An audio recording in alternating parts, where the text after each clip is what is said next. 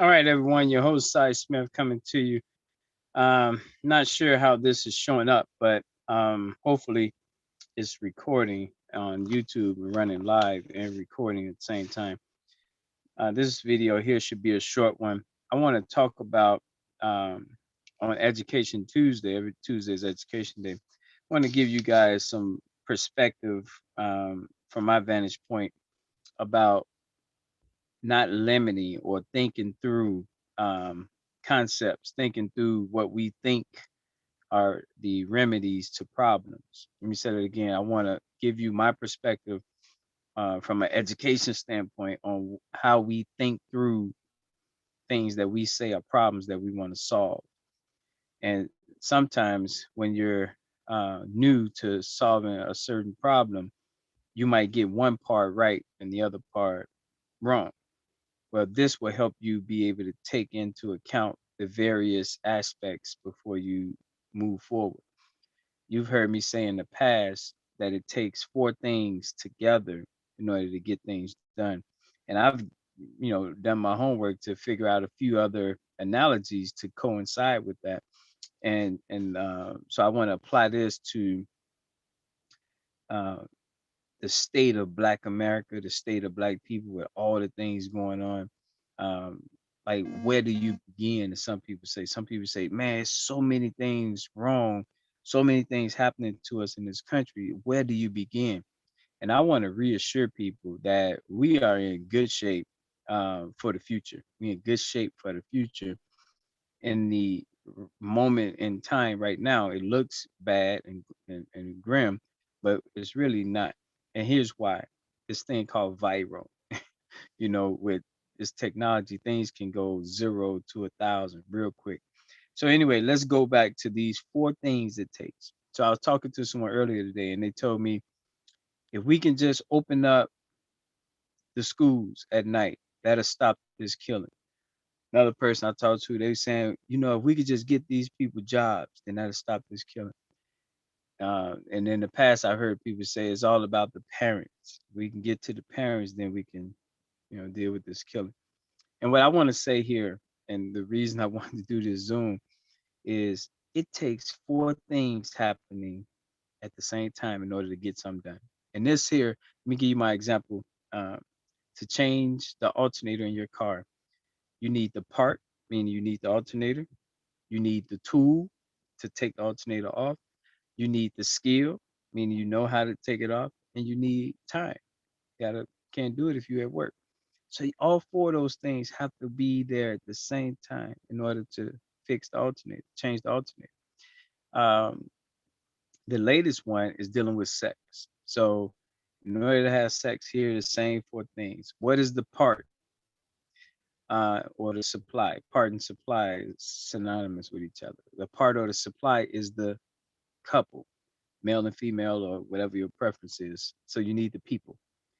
Then they need to have the tools. All right. That's the private area. Okay. Then they need to know what to do. All right. That's the skill. Then they have to have time to do it. They both at work can't do it. So all four of them, same things: the part or the supply, the tools, the skill, and then the time.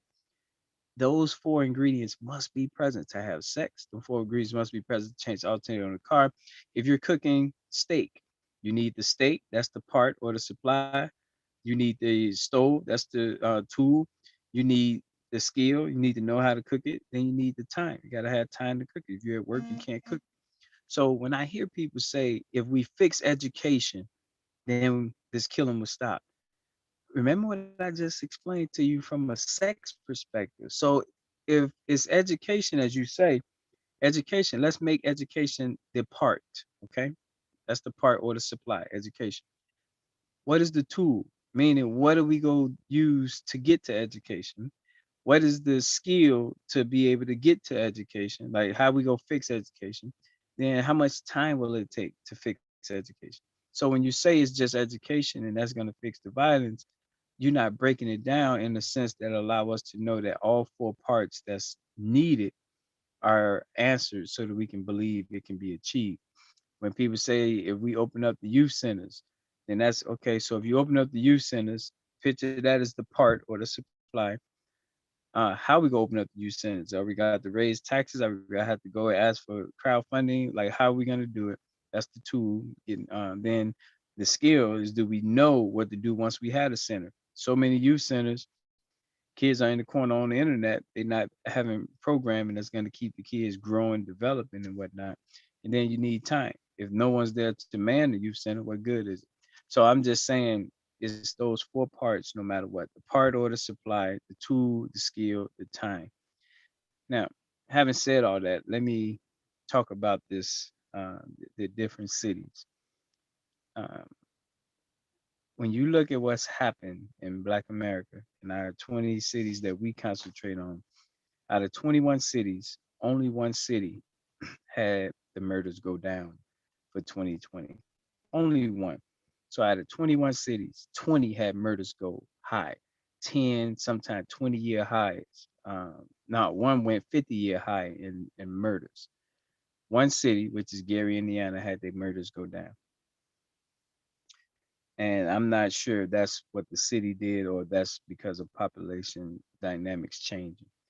So anyway, what I want you guys to walk away with is knowing this. In the other cities, I'm gonna be honest with you.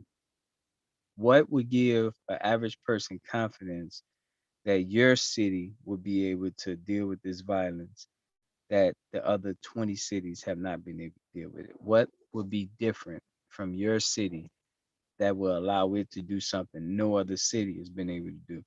And when you look at it from that angle, then it makes it a little bit more hopeless. But I want to make sure I leave you with this positive, that there's a formula and there's an algorithm that's been built and created for our community. Let me say that again. Don't feel daunted by what I just said about the lack of a national plan to address this issue that's just taking out our people. What I'm saying to everyone, there's a formula and there is a algorithm. So this is our version of a vaccine that's going to allow us to make life better for our community from coast to coast. So going back to these cities, they're not organized to stop the violence. None of these cities are organized to stop the violence. And what I mean by that, going back to that principle of part two supply, part two skill and time. With that in mind, when I say no city is organized to stop the violence, the question is, do they have a national network set up? Whatever they're doing, they can have national support with it.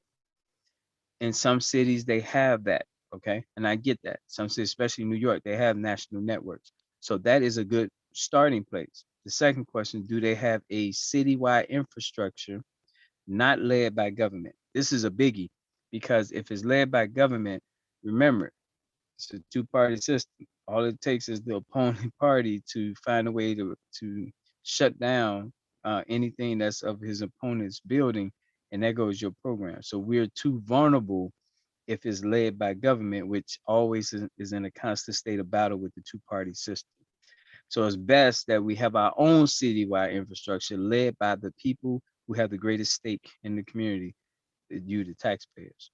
So do you have a citywide infrastructure not led by government? Probably not.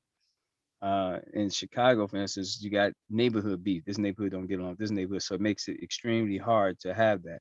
I love the fact that we have 20 zip codes in Chicago with leaders in every zip code who who are in constant touch with each other. Third question, last question is, do you have an outlet for the people in need? And outlet matters, because whenever you start digging, you make sure you know where you go put whatever you're digging at first. You just don't start digging, because you got to put that sand, dirt, whatever, concrete. You got to deposit it somewhere. It for our bodies, we have bodily fluids that must leave our bodies every day. Where is it going? And this is what we call repositories. It's going to go somewhere. We have already built a place for where we're going to have as a repository for Black people. Now, when I say we built it relationship wise, we haven't put the money behind it, which is the story of our life here is getting you to have confidence in sowing a financial seed in so that you can see this continue to grow. So that's onus on us to finance what we say we believe in, like put the money up. So anyway, the key, the way I see it from that standpoint, building these repositories, place for our people to go. If our people, this Tuesday Education Day, if our people are still loving the very people who've oppressed, or the very people who are benefiting from the oppression of us, that's not a sustainable model. So it's like we can't be helping you dip water out the boat that's sinking because you're taking on water if you're going to keep, no matter what, putting more water into the boat. That is a key to our community saving money, but then taking that money and buying all European dominant stuff from Versace, Dolce Gabbana, all the what they call high end. But I'm gonna say I wouldn't call it high end. I would say probably overly exploited because they probably exploited to get there. That's the challenge for our people loving the so-called high-end stuff that just I believe have come off the backs of our people in the continent. So no city can stop the violence without being organized to receive national help, not being organized to have a citywide infrastructure that's independent, and they're not going to be able to have the impact they want to have unless there's a repository or an outlet for the young people.